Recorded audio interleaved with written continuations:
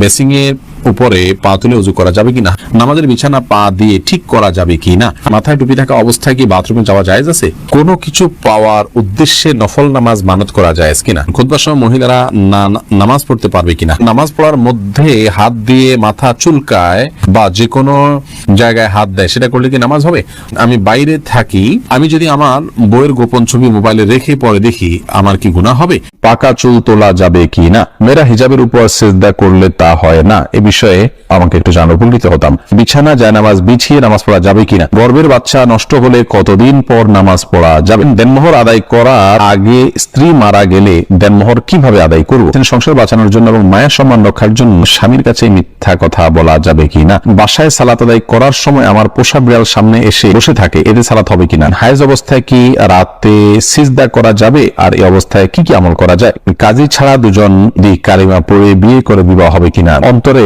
কুচিন্তা আসে এবং আমলের আসে, আমাকে পরামর্শ দেন প্লিজ, মেয়েরা ফর্সা হওয়ার জন্য কোনো ক্রিম নিতে পারবে কিনা। প্রিয় দর্শক, আপনাদের যে সমস্ত প্রশ্ন ইতিমধ্যে আমাদের কাছে চলে এসেছে, আমরা সে সমস্ত প্রশ্ন উত্তর দেওয়া শুরু করছি ইনশাআল্লাহ। জান্নাতুল নাইম জানতে চেয়েছেন, হায়েজ অবস্থায় কি রাতে সিজদা করা যাবে, আর এই অবস্থায় কি কি আমল করা যায়। মাসিক অবস্থায় মেয়েরা সিজদা দিবেন না, পাঁচ ওয়াক্ত নামাজ পড়বেন না বা কোনো নামাজ পড়বেন না, কোরআন স্পর্শ করবেন না এবং তওয়াফ করবেন না, এছাড়া রোজা রাখবেন না, স্বামী সহবাস করবেন না, এছাড়া যে কোনো কাজ তারা করছেন, দোয়া দুরূদ ইস্তেগফার, আল্লাহর কাছে প্রার্থনা, ইসলাম বই পুস্তক পড়ায় সব কাজগুলো তারা করতে পারবেন, কোনো সমস্যা নেই। আল মুজাহিদ জানতে চেয়েছেন, বাসায় সালাত আদায় করার সময় আমার পোষা বিড়াল সামনে এসে বসে থাকে, এতে সালাত হবে কিনা। জি আল মুজাহিদ ভাই, কোনো অসুবিধা নেই, পোষা বিড়াল যদি সামনে এসে বসে থাকে আপনার সালাত আদায় হয়ে যাবে। প্রিশিলা আহমেদ আপনি জানতে চেয়েছেন, সংসার বাঁচানোর জন্য এবং মায়ের সম্মান রক্ষার জন্য স্বামীর কাছে মিথ্যা কথা বলা যাবে কিনা। সংসার বাঁচানোর জন্য যদি হয় তাহলে কথা ঘুরিয়ে বলবেন, সরাসরি মিথ্যা না হলে মিথ্যা কথাটাকেই এমন ভাবে বলবেন যে সত্যি হতে দুটি সম্ভাবনা আছে, একটু ঘুরিয়ে বলবেন, তাহলে সেটি জায়েজ হবে, কোনো অসুবিধা নেই। আর তাছাড়া স্বামী স্ত্রী একে অন্যের সাথে মিথ্যা কথা বলতে পারে তাদের প্রশংসামূলক বা সংসার রক্ষার জন্য যদি একান্ত বাধ্য হন, তবে আবারও বলছি ঘুরিয়ে বলবেন, সরাসরি মিথ্যা নয়। আব্দুল মান্নান জানতে চেয়েছেন, আমি বাইরে থাকি, আমি যদি আমার বইয়ের গোপন ছবি মোবাইলে রেখে পরে দেখি আমার কি গুনাহ হবে। না ভাই, আপনার স্ত্রীর একান্তে বা আপনার একান্ত মুহূর্তের ছবি বা যে কোনো ধরনের ছবি ভিডিও আপনার কাছে থাকলে সেটা আপনি দেখতে পারেন গোপনে, কোনো অসুবিধা নেই, এতে আপনার কোনো গুনাহ হবে না। তবে মনে রাখতে হবে যে এতে তার প্রাইভেসি যাতে লঙ্ঘন না হয়, অর্থাৎ অন্য কারোর নাগালে যেন এটি চলে না যায়, সেজন্য প্রোফাইল লক দিয়ে বা বিভিন্ন ভাবে সেটিকে আপনার নিরাপদে সংরক্ষণ করতে হবে, আপনি দেখতে পারেন, কোনো অসুবিধা নেই। এরপরে এমডি আমিরুল ইসলাম জানতে চেয়েছেন, কাজী ছাড়া দুজন যদি কালিমা পড়ে বিয়ে করে বিবাহ হবে কিনা। দুজন যদি একজন প্রস্তাব করেন আর একজন প্রস্তাব গ্রহণ করেন এবং দুজন সাক্ষী উপস্থিত থাকে, মহানা নির্ধারণ করা থাকে, অভিভাবকদের সম্মতি থাকে, কোনো অসুবিধা নেই, বিয়ে হয়ে যাবে। যদিও ছেলেদের প্রাপ্তবয়স্ক ছেলের জন্য অভিভাবকের সম্মতি কারোর মধ্যে শর্ত নয়, প্রাপ্তবয়স্ক মেয়েদের ব্যাপারে অভিভাবকের সম্মতিকে শর্ত করেছেন অনেক উলামায়ে কেরাম, যদি ইমাম আবু হানিফার মাযহাব অনুযায়ী সেই শর্ত নয়। তো বিবাহের মৌলিক শর্ত হলো তাদের উভয়ের প্রস্তাব এবং সম্মতি, দুজন সাক্ষী শুনবেন, পুরুষ সাক্ষী শুনবেন এবং মহানা নির্ধারণ করবে, সেগুলো থাকলে বিয়ে হয়ে যাবে।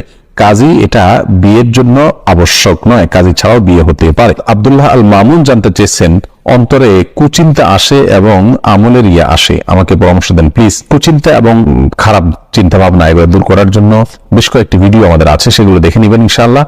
আপনি বাজে কোনো চিন্তা আসলে বাম দিকে থুতু ফেলে 3 বার আমানতু বিল্লাহি ওয়া রাসূলিহি এটা পড়বেন, সেই সাথে আল্লাহ তাআলার কাছে দোয়া করবেন, পানাহ চাইবেন, আল্লাহুম্মা জাআল ওয়াসাওয়িসা কলবি খাশিয়াতাক, আল্লাহ আমার অন্তরের কুমন্ত্রণাগুলোকে আপনার ভয় দিয়ে আপনি পরিবর্তন করে দিন, এভাবে আল্লাহর কাছে দোয়া করতে পারেন, নিজের ভাষায় আপনি বলতে পারেন। সেই সাথে আপনার আল্লাহকে নিয়ে যদি বাজে চিন্তা আসে তার জন্য আলাদা কিছু পরামর্শ আছে, আমাদের ভিডিও দেখে নিবেন। আসলে সমস্ত আমলকে লুকিয়ে করার চেষ্টা করবেন, এই প্রবণতা আপনার মধ্যে থাকলে এবং এই কসরত আপনি কিছুদিন করলে ইনশাআল্লাহ রিয়া দূর হয়ে যাবে। আর এবার তরফদার আপনি জানতে চেয়েছেন, কুড়িয়ে পাওয়া নবজাতক শিশু নিজ সন্তানের মতো প্রতিপালনের ক্ষেত্রে তার পিতামাতার নাম কি নিজেদেরটাই ব্যবহার করতে পারবো, নইলে তার স্কুলে ভর্তি আইডি বিভিন্ন ক্ষেত্রে সমস্যা দেখা দিবে, সমাজে সে তো প্রতিটি ক্ষেত্রে হেয় প্রতিপন্ন হবে, খুবই চিন্তা আছে, আশা করি সঠিক নির্দেশনা পাবো। বোন রাবেয়া যদি কুড়িয়ে পাওয়া হয় এবং তার বাবা মাকে কোনোভাবেই খুঁজে বের করা না হয়, আজকাল ডিএনএ বিভিন্ন ভাবে হয়তো খুঁজে পাওয়ার স্কোপ থাকতে পারে, যদি থাকে তাহলে সে চেষ্টা করতে হবে। যদি কোনোভাবে তার বাবা মা খুঁজে পাওয়া না যায় তাহলে সেক্ষেত্রে আপনার ওই শিশুকে যারা লালন পালন করছেন তার জীবনের তার লাইফ যাতে সহজভাবে চলতে পারে সেটার সুবিধার্থে তাদের বাবা ঘরে তাদের নাম তারা উল্লেখ করতে পারেন, অসুবিধা নেই। লালন পালনকারী ব্যক্তিকে বাবা মার ঘরে নাম উল্লেখ করলেও প্রকৃত ঘটনাকে তারা লুকানোর চেষ্টা করবেন না, সেটি যেন সবাই জানে, সন্তান জানে যে তার বাবা মা ভিন্ন কেউ, বাকি তার সুবিধার দিকে লক্ষ্য করে রূপক অর্থে নিজেদেরকে বাবা মা হিসেবে পেশ করতে পারেন। অথবা আপনি নামাজ আছেন সে বুঝতে না পারে, এরকম যদি হয় তাহলে এটাকে আমলে কাসির বলা হয়। এরকম আমলে কাসির নামাজ হবে না। আর যদি হাইয়া আছে নামাজের, আলামিন হোসেন জানতে চেয়েছেন গর্ভের বাচ্চা নষ্ট হলে কতদিন পর নামাজ পড়া যাবে? গর্ভের বাচ্চা যদি নষ্ট হয়ে যায় এবং রক্ত ব্লিডিং হতে থাকে, নেফাস হতে থাকে যেটাকে বলা হয়, সেটা হলে সর্বোচ্চ 40 দিন পর্যন্ত তিনি নামাজ থেকে বিরত থাকবেন, তারপর নামাজ পড়তে হবে ব্লিডিং থাকলেও। আর যদি ব্লিডিংটা তার আগে বন্ধ হয়ে যায় 20-25 দিন 30 দিনের মাথায়, তাহলে যখন বন্ধ হবে তখন দেখবেন নামাজ শুরু করবেন। এরপরে এমডি নূর আলম জিকু আপনি জানতে চেয়েছেন মেয়েরা ফর্সা হওয়ার জন্য কোনো ক্রিম নিতে পারবে কি না? নিজের সৌন্দর্যকে, নিজের প্রকৃত রঙকে লুকানোর জন্য যদি এরকম কোন ক্রিম ব্যবহার করে বিয়ের সুবিধার জন্য, যাতে মানুষ ফর্সা দেখে বিয়ে করে, পরবর্তী দেখবে যে পুরো শরীর কালো, এরকম করলে প্রতারণা হবে, সেজন্য এটা নাজায়েজ হবে, হারাম হবে। আর এমনিতে নিজের রূপচর্চার অংশ হিসাবে যদি তিনি করেন, এখানে কাউকে প্রতারণা করার কোনো স্কোপই নেই। ধরুন বিয়ে হয়ে গেছে কথার কথা, অথবা বিয়ের এখনো আলোচনাই নেই, তো এই জায়গা থেকে জাস্ট নিজেকে সুন্দর হিসাবে প্রকাশ করার জন্য করছেন, তাহলে সে এটা করতে পারেন। আর যদি এখানে ব্যাপক পরিবর্তন হয়, অর্থাৎ গোটা রংটাই টোটাল চেঞ্জ হয়ে যায়, তাহলে সেটা জায়েজ নাই, কারণ লা তাবদিলা লিখালকিল্লাহ, আল্লাহর সৃষ্টিতে পরিবর্তন করা জায়েজ নাই। আলেয়া খানম জানতে চেয়েছেন বিছানা জায়নামাজ বিছিয়ে নামাজ পড়া যাবে কিনা? বিছানা জায়নামাজ বিছিয়ে নামাজ পড়া যাবে, কোনো অসুবিধা নেই। তাসলিম আক্তার জানতেছেন নামাজের বিছানা পা দিয়ে ঠিক করা যাবে কিনা? নামাজের বিছানা পা দিয়ে ঠিক করতে কোনো অসুবিধা নেই। তাহিদুল ইসলাম পলাশ জানতে চেয়েছেন নামাজ পড়ার মধ্যে হাত দিয়ে মাথা চুলকায় বা যে কোনো জায়গায় হাত দেয়, সেটা করলে কি নামাজ হবে? হালকা যদি চুলকায় নামাজ হয়ে যাবে, কোনো অসুবিধা নেই, বা হালকা একটু হাত দিলে সমস্যা নেই। কিন্তু এত বেশি চুলকালো, ধরুন 2 হাত ছেড়ে দিয়ে আপনি খুব আরামসে এমন ভাবে চুলকালেন যে একজন সাধারণ মানুষ বাহির থেকে আপনাকে দেখে আপনি কি নামাজে আছেন কিনা সেটা নিয়ে তার সন্দেহ হয়। রূপ আছে, আপনি সেই রকম ইয়ের মধ্যেই আছেন, নামাজের অবস্থার মধ্যেই আপনি আছেন, বোঝা যায় যে আপনি নামাজে আছেন। সে অবস্থা বজায় রেখে ধরুন হাতে একটা বাধা আছে, আরেকটা দিয়ে হালকা একটু চুলকালেন, মানুষ দেখলে বুঝতে পারতেছে যে আপনি নামাজে আছেন, আপনার ভাবভঙ্গি বাধাটা বোঝা যাচ্ছে। এরকম যদি হয় তাহলে এইটুকু চুলকালে কোনো অসুবিধা হবে না, জায়েজ হবে। এবারে মানসুর আলী জানতে চেয়েছেন দেনমোহর আদায় করার আগে স্ত্রী মারা গেলে দেনমোহর কিভাবে আদায় করুন? দেনমোহর করার আগেই যদি স্ত্রী মারা যান, আল্লাহ মাফ করুন, তাহলে এটা তো স্ত্রীর পাওনা ছিল। এটি আপনি স্ত্রীর ওয়ারিস যারা, তাদের মধ্যে যার যতটুকু প্রাপ্য আছে সে হারে বন্টন করে দিতে পারেন, অথবা তার পক্ষ থেকে আল্লাহ রাস্তা দান করে দিলেন, যারা সব তিনি পেয়ে যান। নীলুফার ইয়াসমিন মাইশা আপনি জানতে চেয়েছেন সম্প্রতি একটা মাদ্রাসায় পড়া বোনের কাছ থেকে শুনেছি মেয়েরা হিজাবের উপর সিজদা করলে তা হয় না, এ বিষয়ে আমাকে একটু উপকৃত হতাম। বোন, এটি ভুল কথা। যদি কেউ বলে থাকেন যে হিজাবের উপর সিজদা করলে সিজদা হবে না, কপালের উপরে হিজাব থাকলে সেখানে সিজদা করলে সিজদা আদায় হবে, কোনো অসুবিধা নেই। কোথাও নিষেধ নেই করা দিয়েছে যে কপালের উপরে কাপড় থাকলে সিজদা হবে না। তবে মুখমণ্ডল ঢেকে সিজদা করা উচিত নয় সাধারণ অবস্থায়। যেখানে অন্য কোনো পরপুরুষ নেই সেখানে আপনি মুখমণ্ডল না ঢেকে ওটা খুলে সিজদা করতে হবে। হাদিসে স্পষ্টভাবে মুখমণ্ডল ঢেকে সিজদা করার পর নিষেধাজ্ঞা রয়েছে। সাইফুর রহমান সিয়াম জানতে চেয়েছেন পাকা চুল তোলা যাবে কি না? পাকা চুল আপনার একটা বা দুইটা হয়, সেটা তোলা উচিত নয়, কোনো কোনো হাদিসে সেটি নিষিদ্ধ রয়েছে। বিশেষ করে নিজের বয়স লুকানোর জন্য অনেকেই কাজটি করে থাকেন, এটি না করাই উচিত।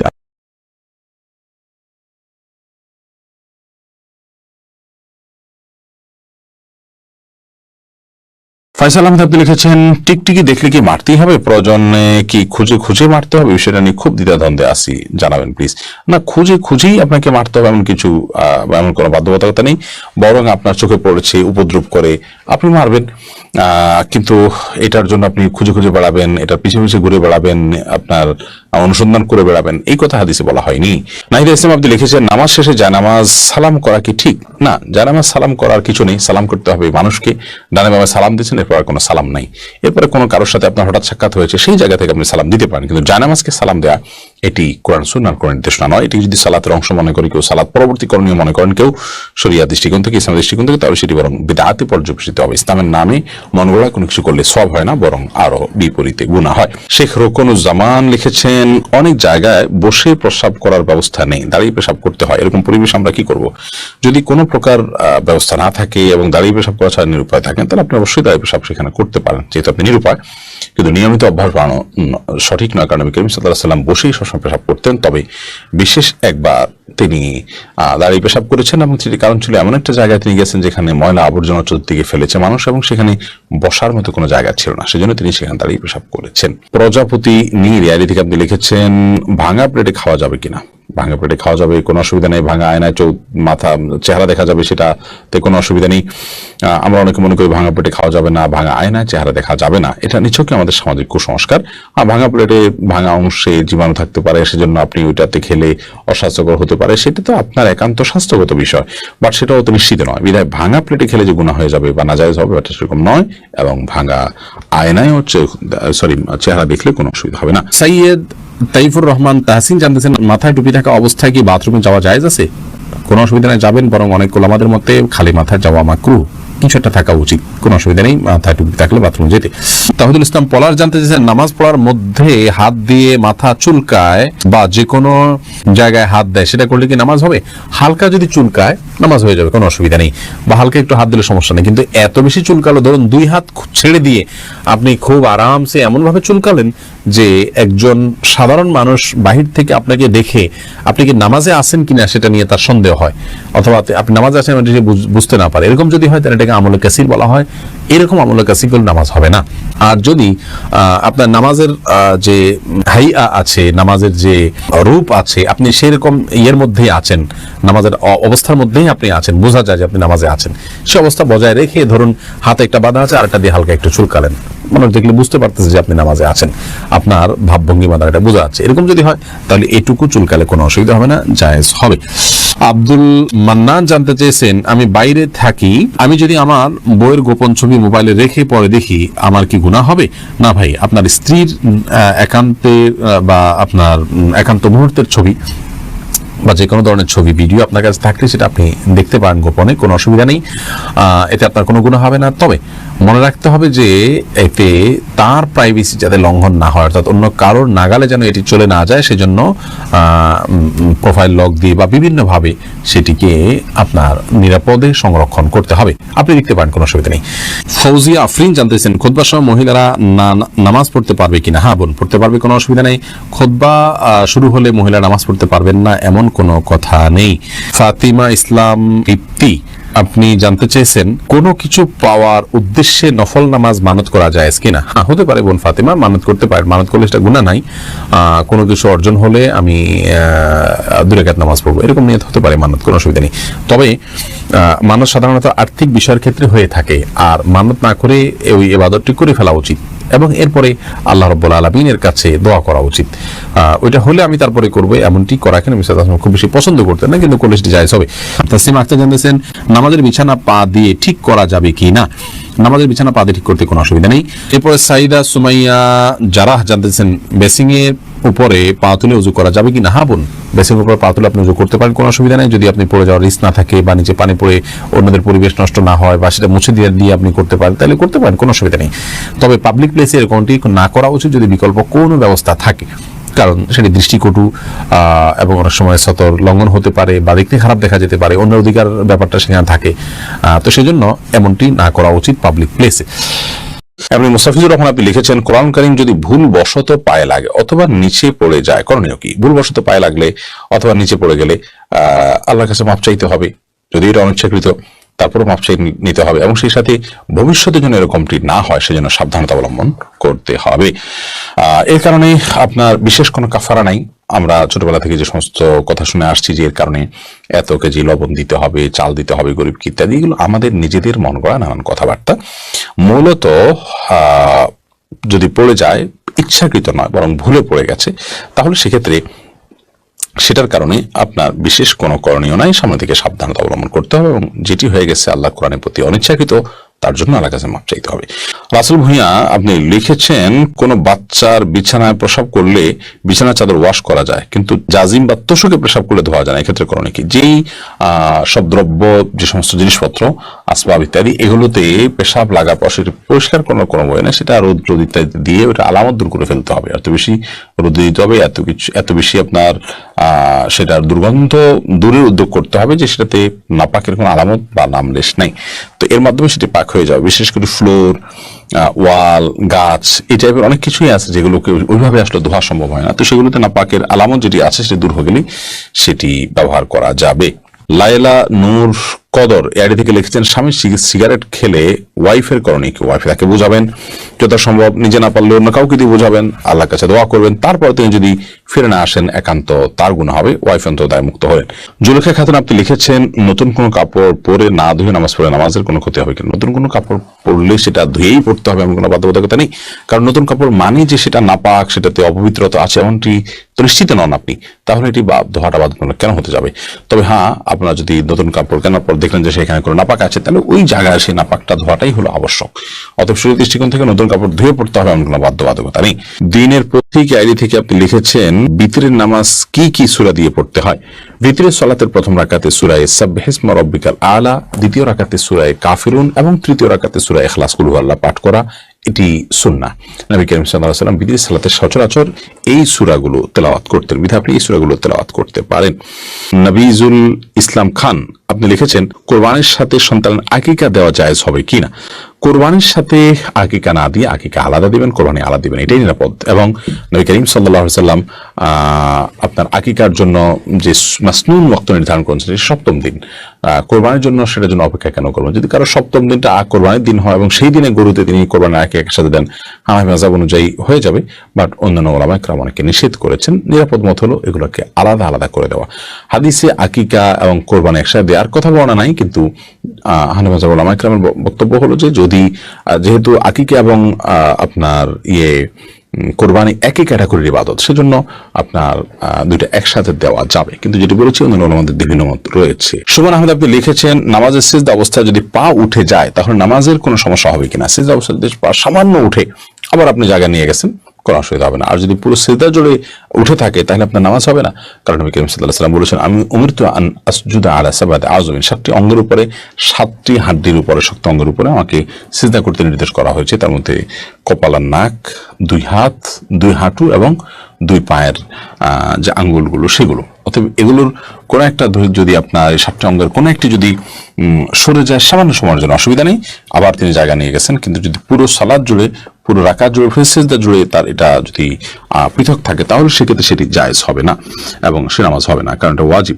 এই 7টা অঙ্গের উপরে সিজদা করা। আবু সাইদ আব্দুল্লাহ আপনি লিখেছেন, শার্টের হাতা এবং প্যান্ট কি গুছিয়ে রেখে সালাত পড়া যাবে? শার্টের হাতা এবং প্যান্ট গুছিয়ে সালাত আদায় করা মাকরুহ, নবী করিম সাল্লাল্লাহু আলাইহি ওয়াসাল্লাম নিষেধ করেছেন এটি, এই জন্য এটা ছেড়ে সালাত আদায় করতে হবে। তবে হ্যাঁ, প্যান্টের বিষয়টা হলো সেটা যদি কেউ টাকনুন নিচে পড়ে যায় সেটা থেকে বাঁচার জন্য গোছান, তাই সেটা জায়েজ আছে, কিন্তু সেটা সালাতে শুধু না বরং সবসময় এরকম রাখতে হবে। এইচ.এম. হাসান লিখেছেন, 2 হাতের উপর সিজদা করলে সিজদা আদায় হবে কিনা? সিজদা করবেন আপনি জমি, হাতের উপরে সিজদা করবেন না। যদি কোনো কারণে হাতের উপরে কেউ সিজদা করেন, হয়তো জমিন তার জন্য উপযোগী না বা জমিনে করার কোনো ব্যবস্থা নেই, আদায় হয়ে যাবে তার সালাত। রাইসানি আপনি লিখেছেন, আজানের সময় কিছু খেলে গুনাহ হবে কিনা? আজানের সময় কোনো কিছু খেলে কোনো গুনাহ হবে না। আমরা অনেকে মনে করি আজানের সময় কিছু খাওয়া বা পান করা যাবে না, এটা করা যাবে না, ওটা করা যাবে না। আপনি যে কোনো কাজ করতে পারেন, টয়লেটে থাকলে আপনি টয়লেটে কাজও সারতে পারেন।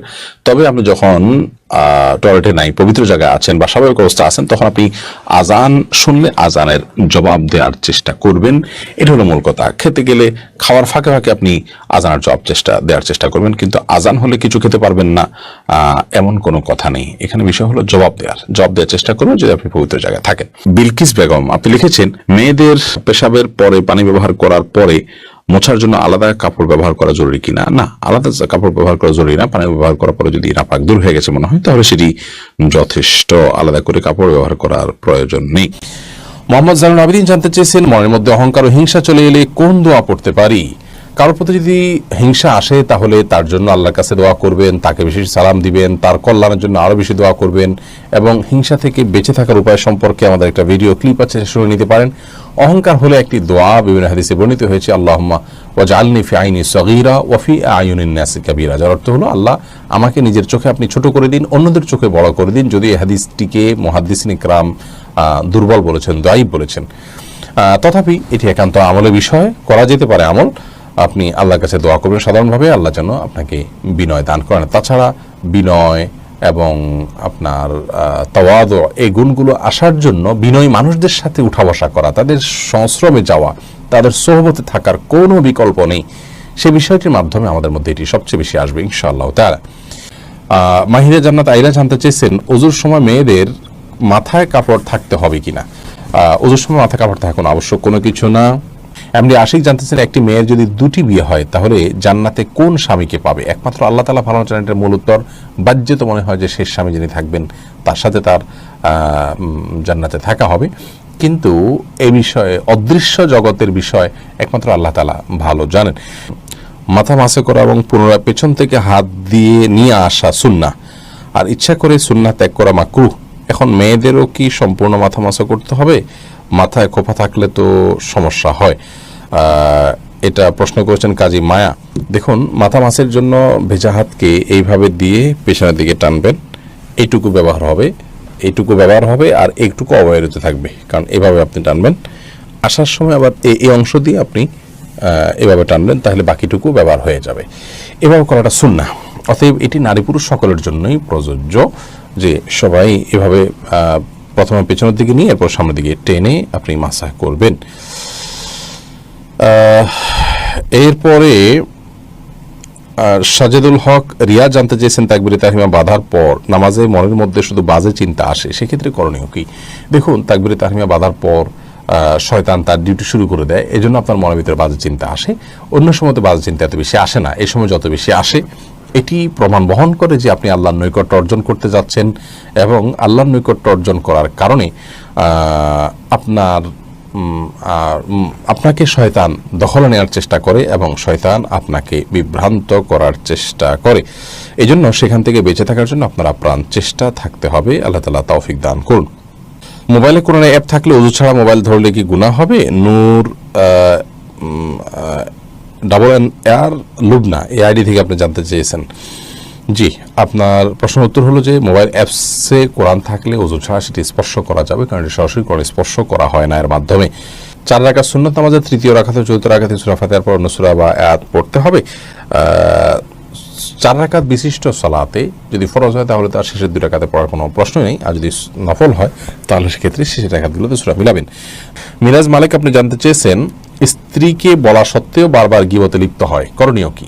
করণীয় একই, তাকে বোঝাবেন, আলটিমেটাম দিবেন, প্রয়োজনে সে গীবত করলে শুনবেন না, সরে যাবেন, এবং তাকে যতটুকু সম্ভব আপনার অভিমানের মাধ্যমে অন্যায় কাজ থেকে বিরত রাখার চেষ্টা করবেন, এবং এর পাশাপাশি নসিহা, সুন্দর আচরণ, দোয়া আল্লাহর কাছে এগুলোকে অব্যাহত রাখবেন। গীবতের ভয়াবহতা সম্পর্কে তাকে বোঝাবেন, আলোচনা শোনাবেন, আর্টিকেল পড়াবেন, এবং নেককারদের সাথে তার সান্নিধ্য যেন হয় সে বিষয়টি খেয়াল করবেন।